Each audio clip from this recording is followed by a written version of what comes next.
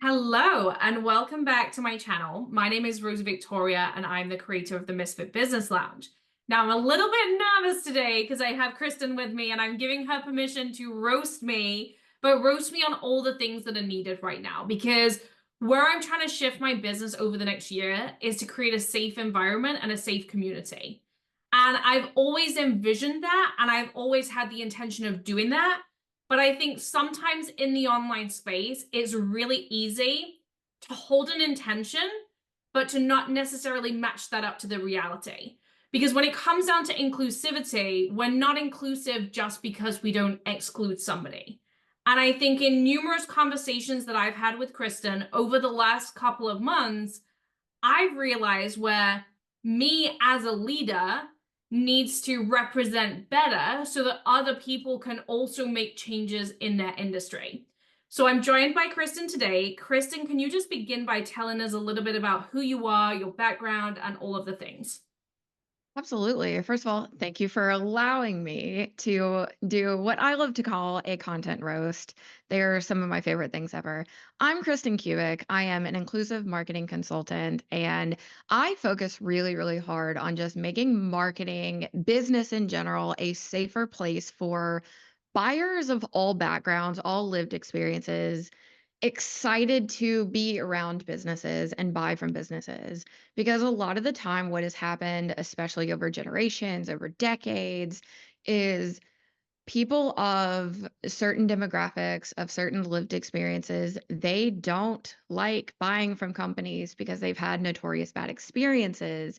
They've been treated certain ways. They are notoriously left out. And I really, after going on a deep dive back in business school, learned how hard it was for people who were not the, just to put it very bluntly, the straight white person in general to get excited about buying because there wasn't much for us.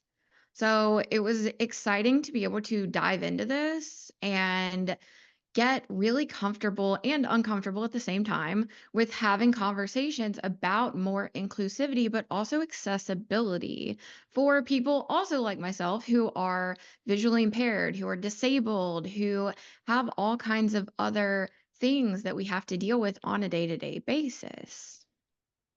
Yes, and I think in business it's so easy to focus on what we think. And I hear this word thrown around the internet a lot, the ideal client. And to me, the ideal client thing, it comes across quite toxic because how are we supposed to put our client in a box and say, you fit all this category, and so you're my ideal client? That's open to not being inclusive because we're trying to tell somebody, I'm going to sell to you if you can read my content.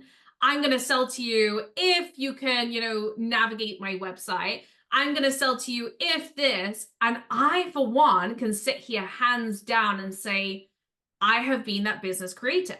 Because when you're creating your business, you come in with your mission and your value. And my mission and value was to always create change for everybody. And especially somebody who's been through trauma, I was very focused on the voice that I wanted to give people. But I was centered in my lane of, okay, all of these people can navigate my social media. They can hear what it is that I have to say. They can see what it is that I have to say. And so my website's just going to be self-functioning for them. But I wasn't really thinking about, but am I using the right wording? Am I making them feel included? Can they actually access this? Because it was like a whole other world. And until you're at that point where you're ready to see that, I feel like it's really easy to put the blinkers on and just ignore what you think is not priority for your business. So I'm intrigued because I know you've seen me from the beginning of my business to like where I'm at now. And if I was to go back to the beginning of my business, there's a piece of me that's like, holy fuck, I cringe a little bit because what the fuck did you think about me? Well, it's so fun. It's so funny because I honestly was thinking about the beginning of my business too, not long ago. And there are so many things where I look at the beginning or I look at even a couple years ago and I cringe. And I feel like if you're not cringing at some part, then you're not growing, right? There were so many posts that I think a lot of us made, especially back in maybe like that 2019, 2020 era, where we were in that if you're not doing this, then you're a piece of shit. Or if you're not doing this, then, you're wrong or da da da. Da. And it's like if you didn't fit in that checkbox, then we automatically wrote you off, right? And I 1000% can see where I contributed to that myself, even if it wasn't maybe as intense as other people, right? And so it's one of those things where I always come at this not from a place of like, I'm better than people because I never made mistakes. Like, I've done the things, I've learned from the things, and this is how we kind of like move forward from those things.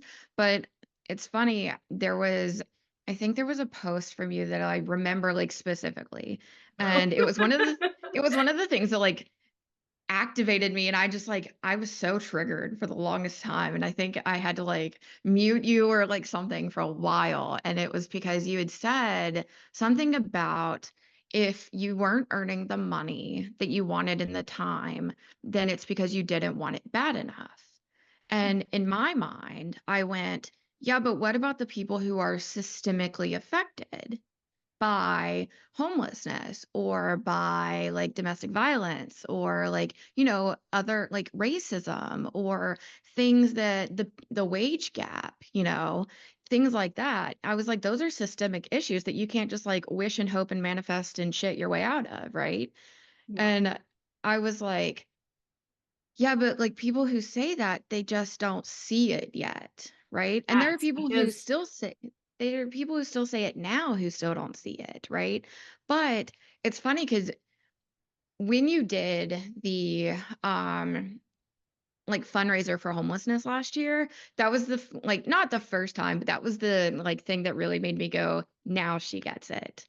Because I've been in that position before, and I've been in multiples of these positions before, but when, like, I saw you actually, like, step into the shoes for a second, and then you came back in and you actually acknowledged the post that you had made a couple years ago, and then you were like, "I see it now. I see how this was wrong," and I was like, boom, there it is. So, like, when we go through these things and when we see the things and when we put ourselves or even like learn from these lived experiences, it's so much easier to go back on those posts and yes, cringe because that's normal. But also, you take that and you learn from it. It's such a cool thing to see.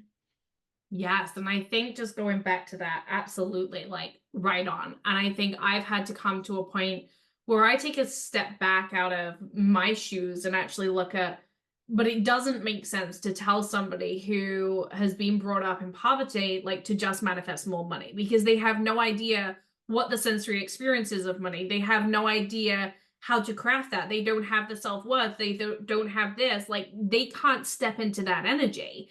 And so for me, I always knew that from a level of knowledge and understanding, but I wasn't leading with it. And I feel like the reason why I wasn't leading with it is I was just assuming, okay, if you're already in the self-development process, if you already have a business, if you have Wi-Fi, if you're already in the place of like, I'm trying to do the things, then hold the responsibility of yourself. But that's only speaking to one clientele. And actually, I was probably cock blocking myself in the process of business because you know that the clientele that I work with is not just those that are able to get themselves into that head frame. Don't get me wrong, I think a lot of people they keep themselves in the cycle because they're not willing to change. And there's people out there that have been brought up in certain environments and they've found a way to change because of the way that they've programmed their mind. But I think I was just focusing on those who were able rather than those who weren't. And I wasn't even communicating my message in the depth that it needed to be communicated because I want to serve those that are, coming out of poverty. I want to serve those that have been brought into environments that are toxic and trauma fueled. I want to serve women of all colors. And so with that, it's about me then navigating how do I lead that and how do I step into that.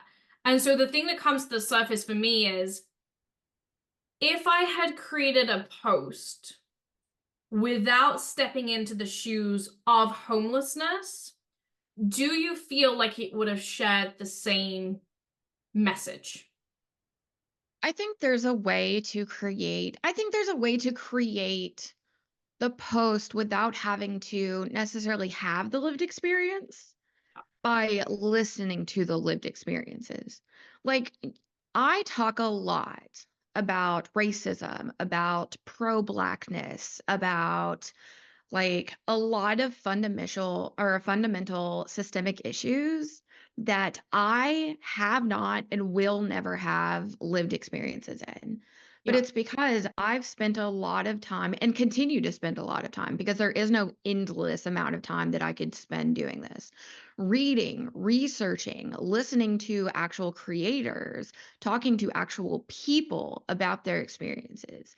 And I think that's where, if we don't have the lived experience, that's how you come in and you're able to make sure that we can uplift that same type of experience and not get bogged down by what tends to be the same bro marketing type tactics, to where we're fueling that, like, if you're not doing this, then you're just going to end up here without actually understanding the reasons why maybe people aren't or can't. It's not maybe that people are unable, it's that, or like unwilling, it's that maybe they're actually unable. And how can we speak to those people who are unable to do one thing, but they're still able to do some things? You know what I mean? So I think my number one rule, like whenever I talk about dealing with inclusivity, is always expanding your circle, right? When I talk about expanding your circle, we're looking at who around you is in these positions. Are they all the same type of people? Are they all massive amounts of wealth? Are they all like going through the same things? Are they all like perfectly married, happy with 17 kids? Are they all living that white picket fence life that can be notoriously problematic? Like, if we're not expanding our circle to all different walks of life, how are we supposed to know and really be able to embody that kind of inclusivity, right? And I think it's really easy to say, if I was going to communicate, I would come down and say, I'm not a racist, right? But I think people say that, but are we actually thinking about the language that we're using and how other people feel inside of our space? Because yes, I know that my intention would never ever be to be racist, right? But I also know the society that I was brought up in and the language that was maybe used around me, and me then having to evolve and educate myself to, you're not just not racist because you don't go out of your way to be racist. There is language, there is behavior, there is patterns, there is processing, there is mind development that you can't even understand through words that you have to educate yourself on. And that's really uncomfortable to have. And even like certain things that you say is like, am I saying it right? Like, is this? Should I be communicating this in this way? And it's hard, right? But it's harder for them to have to watch your content and be like, this doesn't include me. This doesn't make me feel valued as a woman of color. And I guess we see this in all industries, especially, let's say, the clothing industry, where people are excluded in modeling campaigns and they're excluded in size.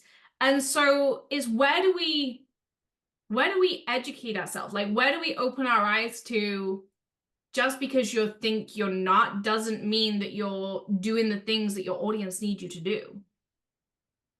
And this, it goes back to kind of the same, and it's ironic because all of it kind of just ends up circling back, right? The more we talk to people, the more we have conversations. The more we talk to people, the more we have conversations, the more you learn. I've learned more from just having conversations and like TikTok comments than I think probably a lot of places. I've learned more from book recommendations than a lot of places. I've like my bookshelf at this point has an entire like pro black section in a good, like I have like a 9 by 9 like square bookshelf, and I think a good half of it at this point is just squares of books filled with like anti-racism, pro-black, like different types of lifestyles, right? Like white supremacy type books, things like that. Because there were different things that I kept finding, and people would be like, I would ask, where can I learn more about that? And people would say, ooh, this is a great starting point. Okay, cool. And then he would lead me down another rabbit hole. Well, where can I learn more about this? Okay, cool. Like, especially with how, and because I'm in the US, like the political climate is just absolutely insanity here. So there were a lot of places where I would go, where can I learn more about this? Especially when I went to get my master's degree, because my master's is dual in IP law, but also public policy. I went to go, where can I learn more about this specific piece of public policy? And a lot of it was like, maybe something that was rooted in racism, right? And so then I went down like a law rabbit hole. So now I have an entire section on like law books. And like there's so much to where when we just talk to people and we just have conversations, but they're going to be places you never expect to. And I think that's the coolest part is the more time I spend in certain places, I know they're not able to have the depth of conversation that like other places are going to be able to have. And I think that's so interesting personally. Absolutely. And I think the thing that came to me to the surface for me then was looking at my own communication and like wanting to get it, but at times I think it's ignorance that maybe stops you from getting it. Yep. And so, I'm open to continuously educating myself and doing the work, but also I think I slip up at times. And I slip up because I'm not having that continuous reality check. And as you were speaking, I was sat there and thinking about the way that a lot of, let's say, online creators, business creators probably think is, well, I haven't had it easy because this, and this. And I think we've all heard that, right? From our community of, well, I've been through this trauma and I've been through that. But that's nothing in comparison to something that someone of color has been through. And so we have to put ourselves into the shoes of, well, what is it that we need to educate ourselves in so that we're not comparing? Like it's not the same. And I guess even as I say, let's say women of color or people of color, there's a piece of me that even cringes of like, am I referring correctly? Like, is this the language? And I No, suppose, you can literally just say black people. You're yeah, allowed to just say yeah, black people because at the end of the day, black people have been through some of the worst things known to man. So yeah, we are allowed, people in general are allowed to say black people. And I'm clapping because it is so imperative to be yeah, able to just say it. Because when we lump everyone in, and I don't mean this just for black people, you like indigenous people, I like Asian Americans, like Asian people in general, like you could go so many different places but when we talk about their traumas, we need to name them yeah, because it's almost not fair not to name them. It's like the LGBTQ. We like you have to name them when you're talking about something like trans rights or like these anti-trans bills or all of these different issues. Like we have to name them in order to give them a voice. And that's part of how we lift that up and be able to talk about their lived experiences. Disabled people too, it's the same thing. But no, you're allowed to say black people. and I think that's something that out of fear of getting it wrong or things that you hear other people saying, it's like, I don't want you to feel excluded. And